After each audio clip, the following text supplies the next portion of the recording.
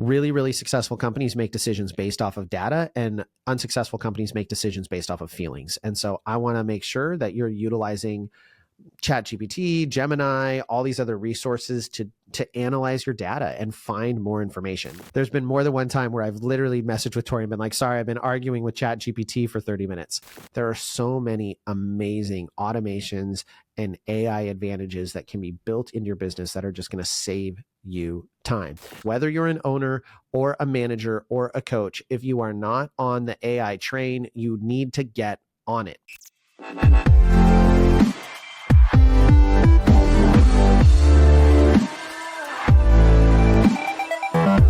Hello, everyone, and welcome to another episode of the Cheer Biz Podcast. I'm your host, Dan Cotton, and today we are talking about the fact that I didn't know that AI could save me so much time, and the fact that it kept me stuck doing everything the hard way. Now, before we get into the episode, make sure you have gone over to Cheer Gym Owners on Facebook and All-Star Cheer Coaches and Owners and joined both of those groups. If you are a Cheer Gym owner or a gym owner and coach or a coach, make sure you're in one or both of those groups.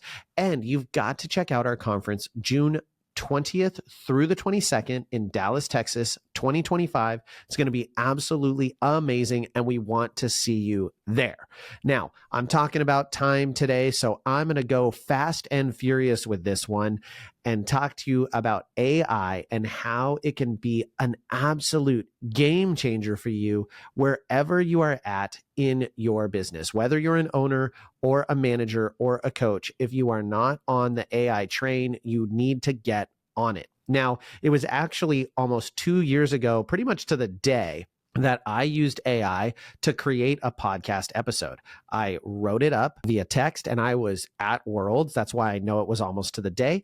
I was at Worlds and I needed to post a podcast episode and I didn't have my equipment. So I just made a quick recording that I transcribed with my AirPod, and I took the transcription and I loaded it into a voice generator, and it created a podcast using my voice as an example that sounded pretty close to me. And that was 2 years ago. Now it's almost indistinguishable. Now I will tell you, this is not an AI recording. This is absolutely me you are listening to. It is not any sort of bot. But I did have AI help me craft this episode. And in fact, I have AI help me all the time when it comes to brainstorming or thinking through my episodes, helping me with titles or descriptions. There are all sorts of amazing things it does to save me time. So, number one is content creation and scale. Now, I already touched on this with my content creation with the podcast. So, like I said, title and description. After I record an episode, I can take my transcript, I can upload it into ChatGPT, and I can say, please give me a title and a description highlighting these specific things, and it will, boom, spit it out. Done. I can even say add hashtags relevant to cheerleaders or coaches. I can do all sorts of those kind of things, and it can just pop it out for me, lickety split. It also can help me with content creation ideas. If you go into ChatGPT and you give it the prompt, I would like to promote my summer cheerleading camps for ages 3 to 6 with the client avatar of X, Y, and Z, and I have 6 weeks to promote my camps. Give me a social marketing strategy to utilize. It'll spit out an answer. Now, is it going to be perfect? No, but it is a really great starting point. You also can create convincing copy. You can upload photographs and say, please provide me a caption for this photograph. You can ask it for hashtags. You can do all sorts of amazing things with content creation.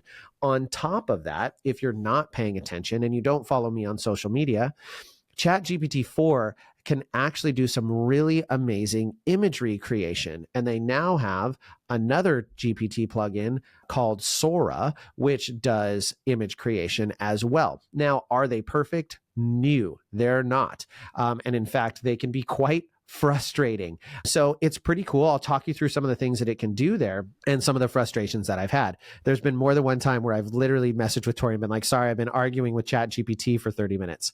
But if you've seen the animated images of me with little quotes or statements, those are created with ChatGPT. And I take a photograph of myself and I say, please turn this into an animated version with the text, X, Y, and Z in it. My most recent one was effort is not a vibe, it's a behavior. And it spat out an image after about 2 minutes, and then you can edit and tweak it. And this is where it will have some challenges.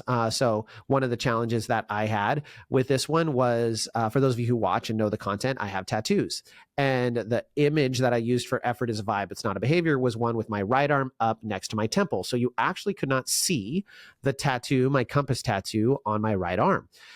And I have a sleeve tattoo on my left arm with a dragon and a samurai and some other things. And what happened is it made this really weird compass tattoo on my right forearm, which doesn't exist. It literally added something that did not exist because it was pulling from previous data. And I said, hey, remove that and put a dragon on my left arm.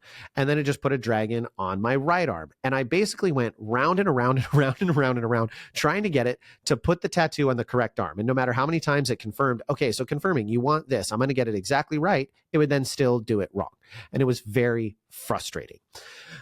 But if you don't care about it being perfectly accurate, then it can be absolutely awesome. Now, ChatGPT does not like images of kids. It's very against doing any sort of editing related to kids. So just know that. It also is very conscious of creating an inappropriate image. So I was trying to, and this is actually great usage for it with content creation, I was trying to use it to take a graphic. So I was able to, for dream camps, design a shirt. I just did the text design.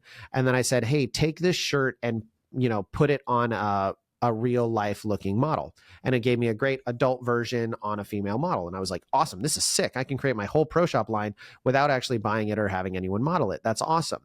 And I uploaded a sports bra that we had designed. And I said, please put this on an athletic model, photorealistic, and know that the dots are actually rhinestones and should be sparkling.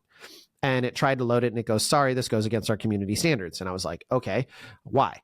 So then it gave me some clarifications and I was like, all right, put a jacket on the model, but still show the logo. And it said, sorry, it violates our community standards. And basically I went around and around and around and around and around. And there was literally no version in the world that I could come up with to get ChatGPT to give me the design of the sports bra on an athletic model. It said, we can put it on a mannequin for you, but there's absolutely no way. Even I said, do not show anything below the bottom seam of the sports bra. I only want to see the sports bra on a realistic looking adult model. And it still said, nope, can't do that. Sorry, violates our community standards. And I may have had some choice words because I said, this is sad because I had also seen people create a male modeling a swimsuit, and you can have a male with his shirt off and modeling the swimsuit, but I can't not show any skin and have it model a sports bra. Now I get where it's coming from because I don't want ChatGPT to be used to create explicit imagery, especially for bad actors. I spent many years of my life investigating people who had child pornography and things like that on their devices. And I certainly don't want to see fake or real stuff be created ever. So I'm in support of that. But also I'm like, come on, I'm just trying to model, I can go to Nike and find a more risque photo that I'm asking you to create with this content.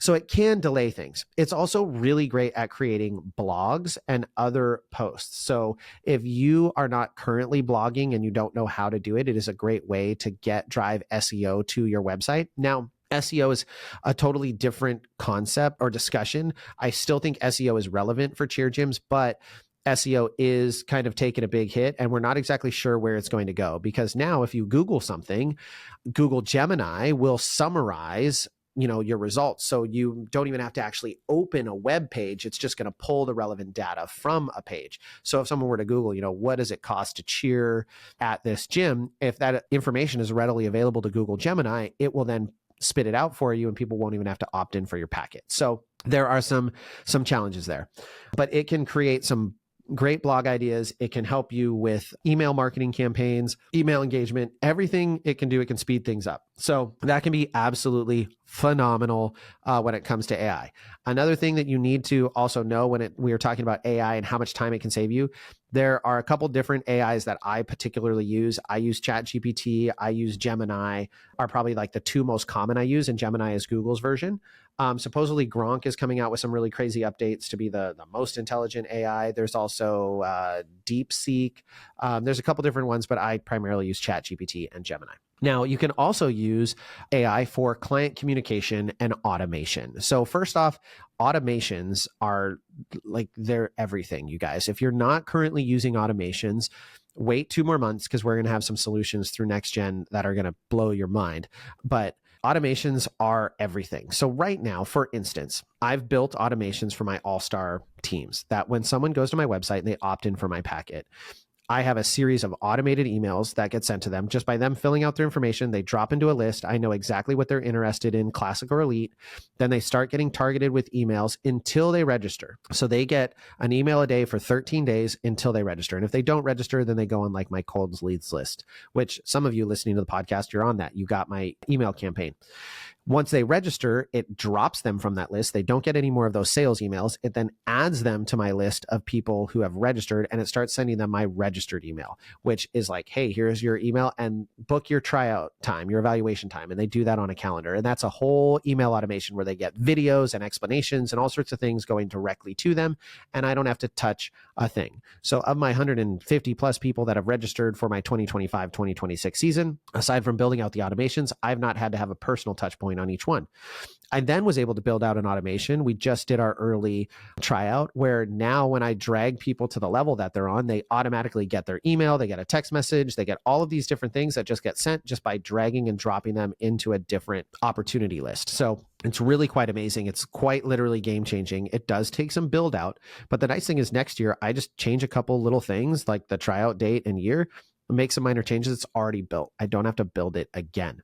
On top of that, most of these softwares now have AI abilities to help you generate. So you can say, hey, I want an email that is professional in nature. I want imagery at the top, and it will build out a template for you. Like it'll say, here, try this. I just released a video doing a uniform reveal and I needed to blur out the uniform because it's like to get people hyped to come to the reveal. It was a video. So the uniform was moving because the kids were opening up. They saw it and they were jumping up and down. And AI tracked it, like me selecting it and highlighting it. It then tracked it and moved the blur around. And it was like so amazing. Again, AI is just doing this for me, saving me time. I mentioned client communications and automation. So we were talking automation, then client communication. If you are not taking your emails and putting them in ChatGPT and saying, please check this for, clarity, sincerity, accuracy, whatever it is, then you're missing an opportunity to make sure your client communication is professional. I do this, especially if you're feeling like emotional or heated. Ask ChatGPT or ask Gemini, does this come across professionally? You got to tell it what you want it to sound like. You also can say, please analyze this for potential legal concerns. Now, it's not a lawyer, but it'll say, hey, these parts are a little bit concerning. You might not want to say this. So it can really speed things up. AI also can create chatbots. So not both of my sites, but my Dream Camp site, I have a chatbot on that site. So when people go and they open the little chat window and it's like, do you have a question? And they ask questions. I've trained this robot, this AI on my website. I've trained it and it will answer questions with about 78% accurate information. Every once in a while, it kind of goes rogue, but it saves me so much time. You can create your own facts. So as people are asking FAQs, not facts, you can create your own. So as people ask questions, you can start to build a library of responses so it knows what to say, knows how to analyze things. It can be really, really game changing and speed up your time to communicate with clients. And we know that when a lead is engaging, that's the best time to talk to them, not 24 hours later when they've forgotten about being on your website. Another thing that AI can do for you really well is data analysis and forecasting. So you can use AI tools to track trends, to highlight performance gaps, spot opportunities faster. You can export a series of reports from iClass and you can say, analyze these reports for trends across enrollment, across months, and it will spit out an answer for you. It is far faster and smarter than we ever will be. And if you're ever working in Google Sheets and you are stuck on like, I need a formula to do this thing, or I need to adjust this thing, then click the Gemini sign in the upper right-hand corner and ask it for help. So for instance, I'm using CheerSync and we have people register through our website and I exported that as a CSV. Well, in my registration, I don't ask them their birth year, I ask them their birth date. And when I ask them their birth date, it gives me the full date on the spreadsheet. But for CheerSync, I just want to upload their birth year. So what I did was I said, hey, Gemini, take cell C and make it just the year. And boom, It takes a minute and a half. It does it. That would have been me highlighting, deleting, highlighting, deleting, highlighting, deleting. It would have taken me way more time, totally not productive, not relevant work for me to do.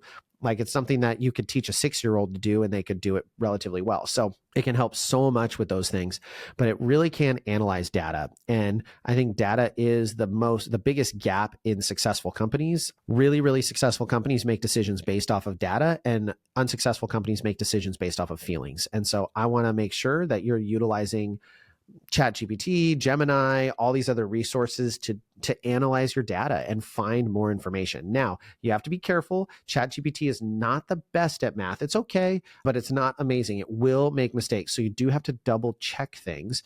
Same with Gemini. They can struggle sometimes. So you do have to take everything with a grain of salt, but it can do some really great data analysis for you. It can look at trends. It can tell you like, hey, warning, you're looking like you're out of budget based off of the budget parameters you gave me. There's all sorts of things that it can do. It can also analyze your data trends. It can forecast enrollment trends. It can do all sorts of amazing things if you're using it correctly. And that's not even to factor in AI agents, which I'm not even going to get into because they're so much more complicated. Like right now, we're just talking about open language model AIs, which are absolutely crazy. Another thing AI can really help you with is speed of learning. So AI can do some pretty amazing stuff regarding your learning. You can ask it to summarize things. Perplexity is also great at doing this, where you can give it a document and you can say, summarize the key points in this document. So if you wanted to be really, really lazy and you had the manuscript of my book, you could upload it to Perplexity or another AI model and say, analyze this manuscript and give me the 10 top key things I need to do. Now, it doesn't always work. I actually tested it with ChatGPT, and I thought the answers it gave me were pretty weak. It was like, it only gave me 10 things from chapter 2. And I know there's more good content in my book than just chapter 2, although I'm glad that ChatGPT thought it was great. But you can utilize it to learn a ton of different things. So if you want to have it break down, you could even, I've never tried this, but you could, take the rules and guidelines of USASF, you could upload it to ChatGPT and say, hey, create a structured learning path to teach me all of the core points of this rules document, and see what it gives you. It might give you a really, really good path. Gemini can also do some really amazing things with learning. It can actually live teach you. So if you give it access to your screen as you're going through something, you can even talk to it and you can say, hey, I don't know how to change the gradient on this in Canva. And it will say, all right, Dan, start by clicking here and then click here and then click here. And it will walk you through that. It's absolutely insane. So you can basically have a digital coach walking you through those things. So something that you used to have to call a help desk for and ask a bunch of questions, Gemini can walk you through. And I'm actually going to do some testing with this, and I might even do it live so you guys can see what it looks like when it comes to like setting up a Facebook ad campaign and things like that. Like, can Gemini walk me through that? Especially because Gemini is Google and Facebook is Meta. And will they, does it have that information? Does it have that knowledge database? So it can do some amazing things with learning though. So make sure you're using AI to save you time and help you learn information even faster. And then lastly, it can really help you crush your systems and workflow optimization. So if you have not yet started using AI and softwares to help you build your systems, you are spending too much time building your systems.